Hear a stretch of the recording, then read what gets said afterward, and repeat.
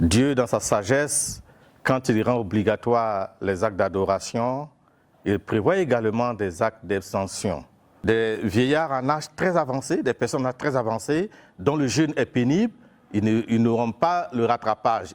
Mais toutefois, quand le musulman est dans l'incapacité réelle, et là c'est entre lui et son Dieu, de poursuivre le jeûne ou de le rembourser, il va compenser avec des jours manqués.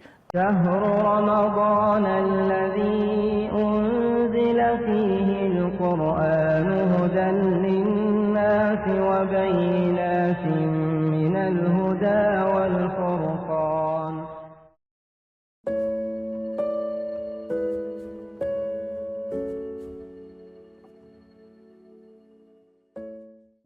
Bismillahirrahmanirrahim, alhamdulillahi rabbil alamin.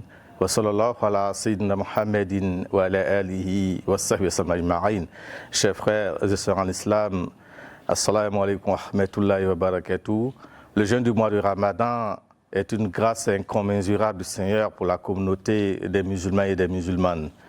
Dieu, dans sa sagesse, quand il rend obligatoire les actes d'adoration, il prévoit également des actes d'abstention, des gens qui sont exemptés pour telle ou telle raison. Le jeûne est obligatoire pour tout musulman pubère qui est en possession de ses capacités physiques, donc qui est en bonne santé et qui prend l'intention de jeûner.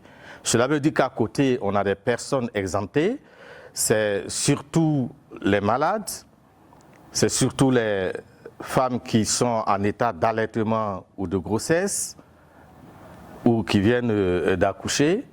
C'est aussi des personnes en âge très avancé et dont le jeûne peut nuire à la santé. Pour toutes ces catégories de personnes individuellement parlant, il y a des modalités. Donc c'est bon que toutes ces personnes puissent s'approcher de l'imam de la mosquée ou de l'ulama pour savoir quelles dispositions prendre. Mais ce que l'on retient, c'est qu'il y a une règle générale.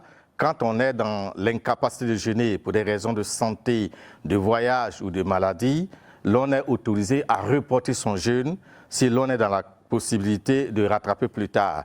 Je parle du malade qui, quand il va être guéri, peut rattraper, du voyageur, quand il revient chez lui, peut rattraper le jeûne, de la femme qui voit ses menstrues, qui ne jeûne pas, mais qui va rattraper son jeûne après. Mais vous avez des cas où c'est, je dirais, définitif. Des vieillards en âge très avancé, des personnes en âge très avancé, dont le jeûne est pénible, ils n'auront pas le rattrapage. Ils vont pour chaque jour de jeûne nourrir un pauvre. En jeûne 30 jours 29, ils nourriront un pauvre et auront la même récompense que celui qui a jeûné.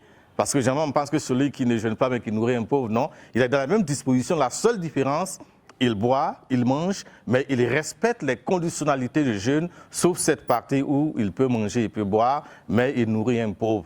De même pour la femme en grossesse, en allaitement, quand cette période va passer et qu'elle est dans les possibilités de rembourser le jeûne, alhamdoulilah, elle la remboursera. Mais toutefois, quand le musulman est dans l'incapacité réelle, et là c'est entre lui et son Dieu, de poursuivre le jeûne ou de le rembourser, il va compenser avec des jours manqués. Allah seul sait ce qui est dans les cœurs, il ne faut pas tricher ou vouloir dribbler Dieu. Vous seul vous savez dans quel état vous vous trouvez et qui vous rend incapable de jeûner. Parce que le Coran, en incitant le jeûne, dit en avançant, si vous jeûnez, c'est meilleur pour vous.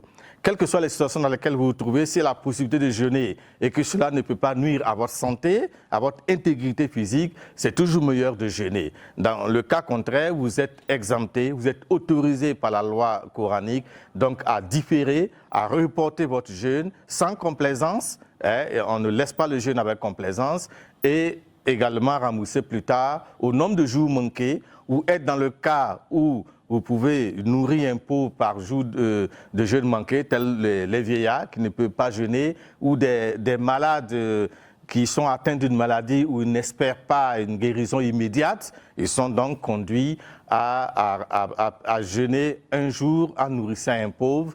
Et il ne faut pas aller au suicide, le Coran dit. Si l'on est dans l'incapacité de jeûner, par exemple en cas de maladie, l'islam vous interdit de forcer pour faire le jeûne, cela n'est pas permis parce que Dieu est miséricordieux et l'on jeûne pour adorer Dieu, l'on ne jeûne pas pour mourir.